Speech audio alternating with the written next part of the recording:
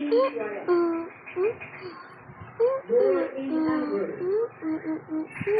nor in pursuit of political advantage.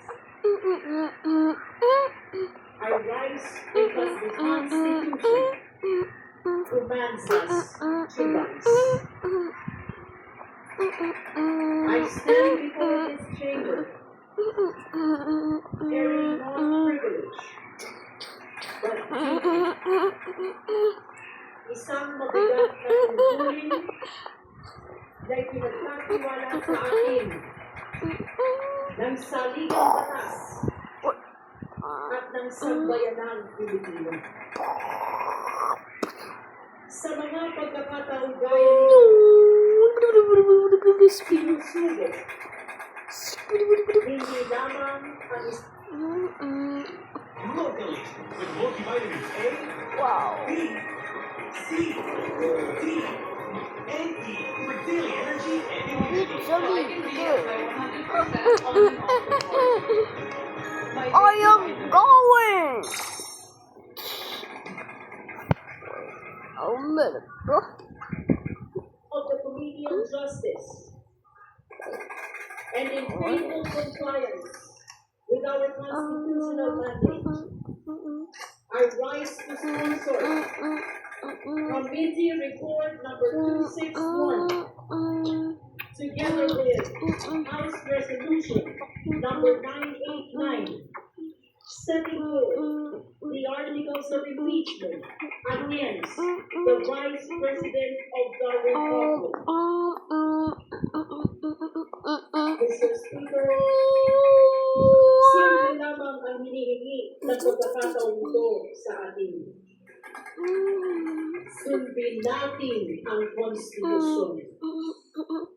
Nothing more, nothing less. Hindi mo kami narito upang bumangon ng pagkakasal. Hindi rin kami narito Avocado. ang tanong na nasa harap natin ngayon. May sapat bang dahilan upang ipagpatuloy ang pagbibigay sa Senado? Iyan lamang po ang sapat.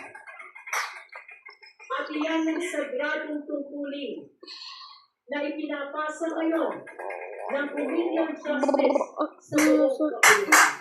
Hawak po natin ngayon ang bunga ng mahalagang proseso. Hindi ito nabuo sa isang gabi.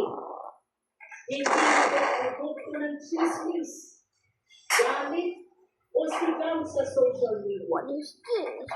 Committee Report, 52 pages. House Resolution, 80 pages. Articles of Impeachment, 23 pages. At lampas pa rito, ay libo-libong pahina ng annexes, records, certifications, testimonial, financial documents, at deliberations na masusing pinag-aralan ng Committee on Justice. Bawat pahina ay nagawin. Bawat dokumento ay may investigasyon.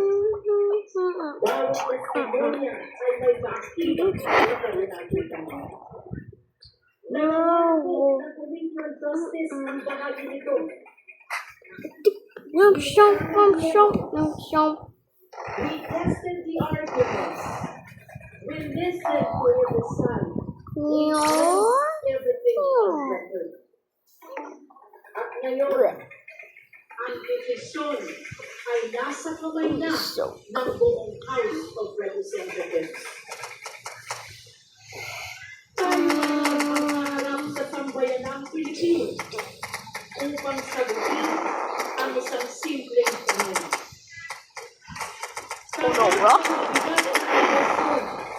Laban sa isa sa pinakamataas na opisyal ng Republika, ano ang dapat gawin ng House of Representatives? Tumingin sa kabila, manahimik, o sundin ang konstitusyon. nitong mga nakaraang araw.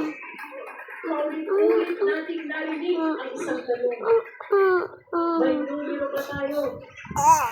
Ilan ba ang boto?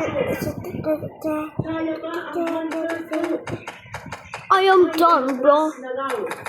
This is a what you could do. Georging in what is that? May bilang na agad ng mga sumusuko. Huh? Pero, Huh? Mr. Speaker, Huh? distinguished Huh? colleagues, Huh? iyan ba talaga ang pinakamahalagang tanong ngayon? Because if we remember, What we is this? already went through this before. Noong nakaraang impeachment proceedings, mayroon ng sa 215 kasama